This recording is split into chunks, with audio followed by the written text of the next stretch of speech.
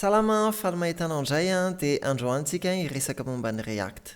Hanombokantsika hijery sy hanakatra azo hoe inona moa React, inona ny ataony dia inona ny tombontsoa antsika amin'ny fampiasana azy. Dia voalohany aloha inona ny React? React? React zany dia librairie JavaScript hanamboarana interface utilisateur. Ny interface utilisateur moa dia fantatritsika hoe ny zavatra hitan'ny utilisateur sy ny zavatra anaovany interaction. Dia ny librairie indray dia zany hoe zavatra efa voasoratra mba hanamorana ny zavatra tetỳ aoriana. Ohatra hoe nianatra momba ny fonction, dia ny fonction anankiray afaka averina ampiasaina rehefa avy eo. Dia librairie zany ohatr'izay ny asany, misy zavatra efa voasoratra dia avy eo afaka mampiasa an'iny ianao dia manamora ny zavatra ataontsika izay. React zany mitantana ny zavatra rehetra ao anatin'ny navigateur, izay zavatra mitranga ao rehetra. Ny contrôle ny données, na ny resaka route, page, gestion na component. Zany hoe React zany migérer ny zavatra rehetra ao anatin'ny navigateur. Ao anatin'izany ny fifandraisana amin'ny API, angalana données, ny changement na page, ny animation ary dia afaka gérenao avokoa. Dia raha hiresaka application vitsivitsitsika aloha mampiasa ny React dia ao Facebook, ao Netflix, ao Squarespace, Airbnb dia maro be tsy voatanisa. Dia inona ary ny antony ampiasantsika React zany? Avy nianatra JavaScript tsika dia tonga dia nankaty amin'ny React, midinganitsika ny fifandraisan'ny JavaScript amin'ny DOM, Document Object Model, raha tsy diso. Zany hoe JavaScript zany afaka tonga dia miinteragira directement amin'ilay HTML nosoratanao na izay HTML ao anatin'ny navigateur amin'izeo. Fa ny fampiasana React zany dia ahafahantsika manoratra JavaScript ho mora azo dia ahatonga an'ilay izy mora programmena ihany koa. Dia misy exemple kely homeko anareo fahasamihafan'ny zavatra application tsotra kely atao amin'ny React sy amin'ny JavaScript fotsiny amin'izao. Fa misy tombony maro ihany koa azontsika aloha zany ny amin'ny hoe raha mampiasa ny React tsika.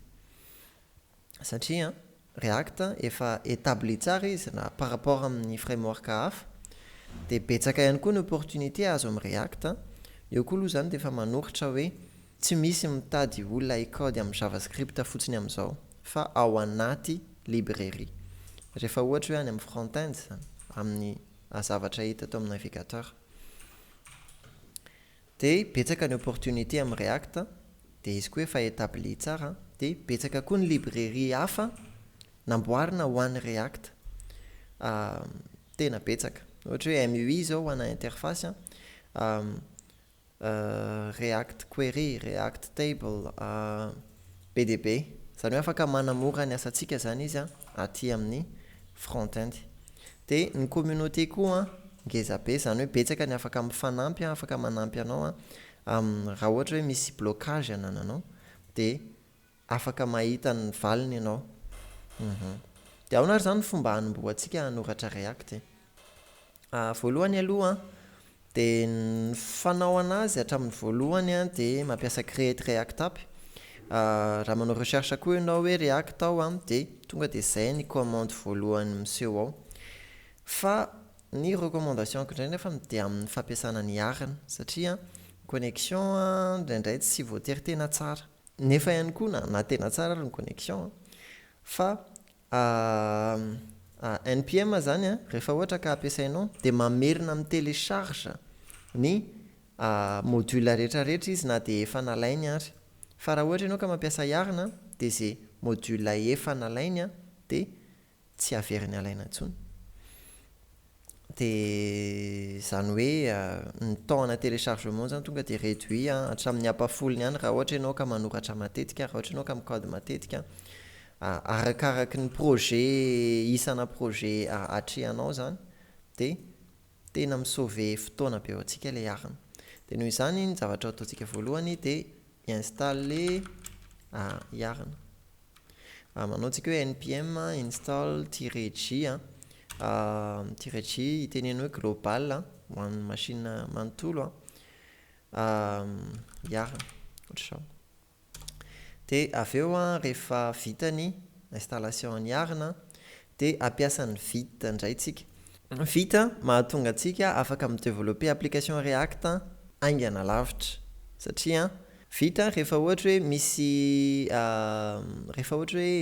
misy fichier ovainao de ny fichier iny ihany no recompileny de tonga de alefany any amin'le prévisualisation le application live hitanao. De zany hoe manaingana ny développement antsika zany Vite. De ahafahantsika mamorona ny application React antsika amin'ny Vite de manao fotsiny antsika hoe iarina create Vite.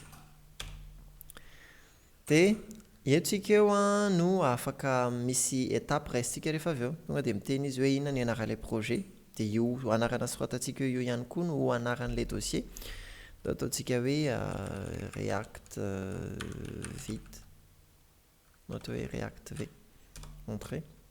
De avy eo tsika afaka misafidy amin'ny Vite hoe inona no ampiasaintsika. Misy Svelte koa ao misy hafa fa React no safiditsika eto de React ty ambony ty JavaScript fa ety ambany ty TypeScript ho resahantsika ny arina ihany fa ty JavaScript ty aloha no sokafantsika zao. De rehefa ataontsika ok iny de tonga de vita le izy. De ny zavatra ho ataontsika zany rehefa avy eo de miditra ao anatin'le dossier teo. De avy eo rehefa ao tsika de mila mi-installer ny dépendance rehetra. Ok, de ahafahantsika mi-installer ny module rehetra ilain'le application de manao antsika hoe iarina. Zay fotsiny soratantsika de manao entrée tsika de tonga de installer ny daholo ny module rehetra ilain'ny application antsika. Rehefa vita zay de ndao sokafana ao anaty VS Code le application antsika. Efa nisy vita moa eto de tonga de zay no sokafako eto. Toentsika ny resaka momba an'le installation an'le module ilain'ny application antsika. De ndao jerentsika tsirairay reto fichier reto hoe inona avy. Ato amin'ity package JSON ty aloha misy ny module rehetra ilain'ny application antsika. Ty dependencies ty compilé miaraka amin'ny application antsika zany i React sy React DOM. Ny dev dependencies de module ilaintsika ao anatin'ny phase de développement fa reo zany tsy misy makany amin'ny production. Ireto ny script miasa ao anatin'ny application antsika.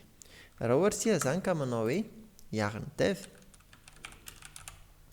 de zay no ny trigger na milancer an'ity commande ty zay ao anatin'ny application antsika de raha ataontsika entrée io de afaka mahita an'le application antsika rehefa avy eo.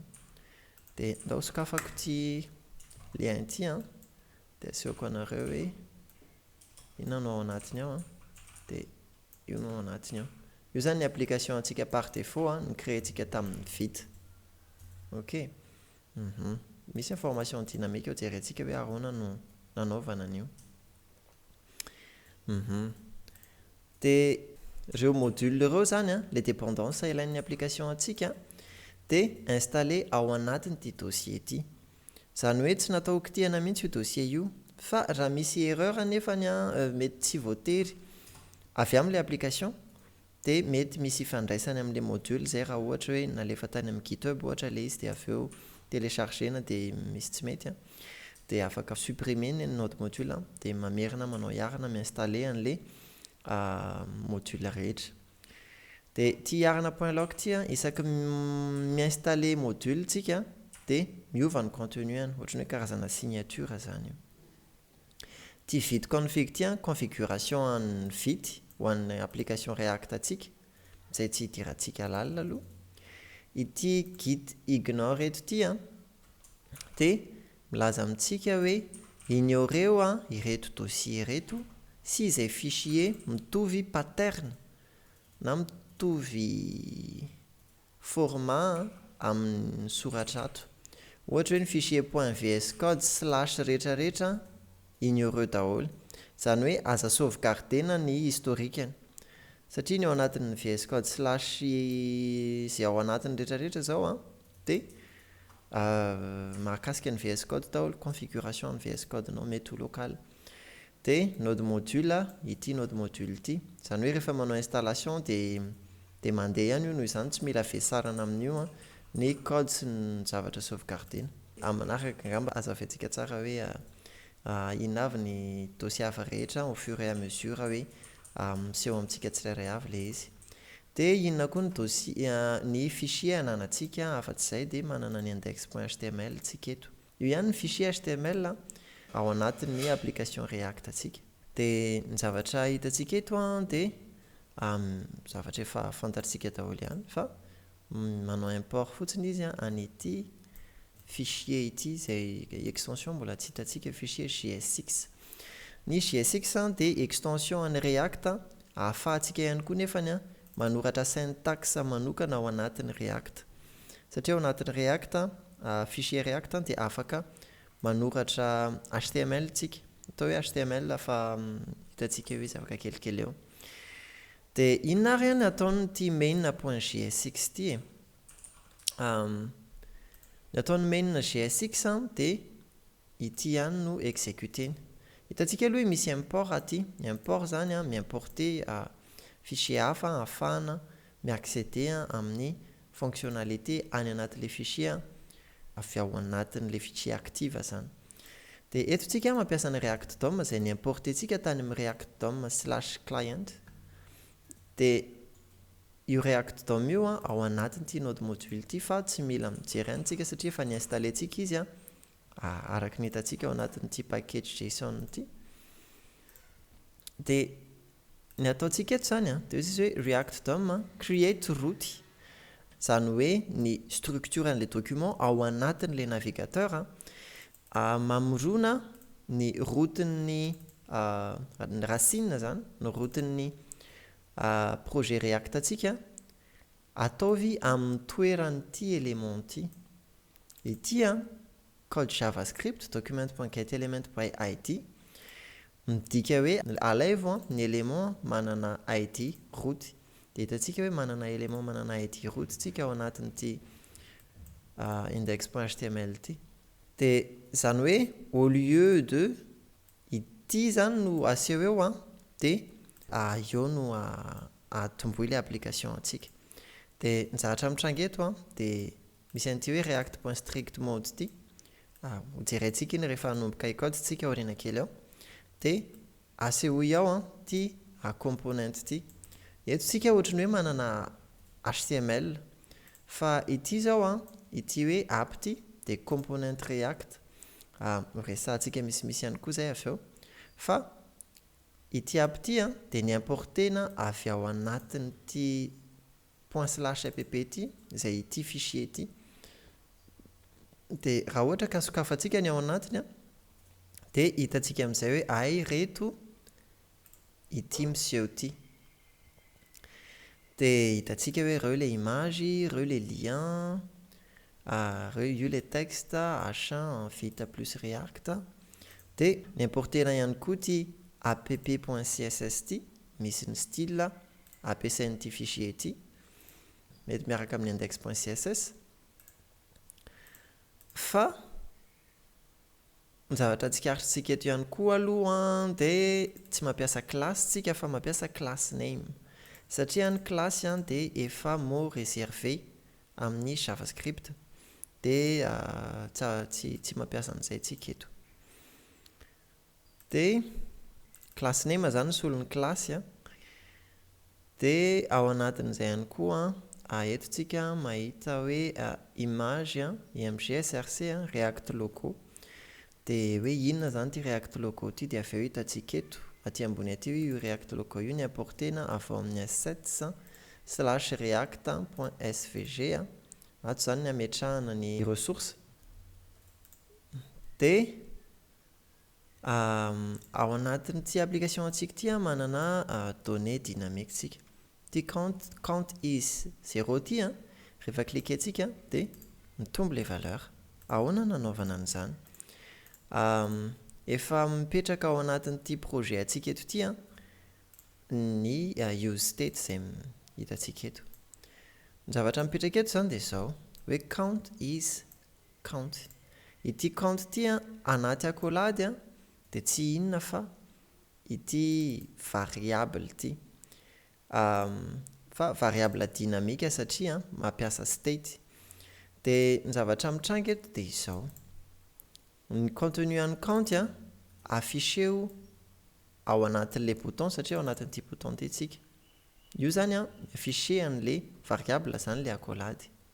Fa isaky ny cliquentsika ilay izy, izay ny asan'ity ao ny clique ity, dia misokatra ny accolade dia exécuteo ity fonction ity.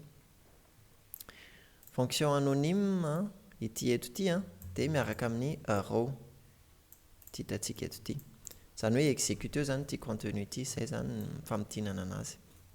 Dizy hoe set count dia avy eo ny zavatra ataony dia mi-incrémenter ny valeur an'ny count. Zany hoe ny count vaovao zany dia ataovy le count teo aloha plus 1. Dia rehefa miova ny valeur an'ny count satria tsika nampiasa use state dia miova ho azy koa ny valeur an'ity count eto ity. Zany hoe rehefa mi-clique eto tsika zany dia mitombo le ao anatin'ilay count. Dia eto tsika mampiasa an'ilay use state izay nimportentsika avy ao anatin'ny React eto fa ity hoe 0 eto ity zany valeur par défaut an'ilay state. Zany hoe raha manao use state 0 tsika eto dia ny valeur an'ity count ity amin'ny voalohany 0. Zany mahatonga antsika hoe raha actualiser-tsika izy dia 0 izy amin'ny voalohany. Dia izay aloha ny fampidirana antsika amin'ny projet React dia izao tsika afaka mampiasa anazy amin'izay. Mino fa afaka nanampy antsika izay video izay dia afaka miara-mandroso hatranintsika. Misaotra betsaka nijery an'ilay video partageo raha ohatra hoe misy olona namanao fantatrao afaka mandray zava-tsoa ihany koa avy amin'ity video ity dia afaka mametraka commentaire ianao mikasa ihany koa izay ny hanokatra groupe ahafahantsika mifanampy ao anatin'ny contexte ny zavatra ampianarina eto amin'ny IT dia misaotra betsaka anao nijery an'ilay video amin'ny video manaraka indray ary misaotra betsaka mazotoa daholo.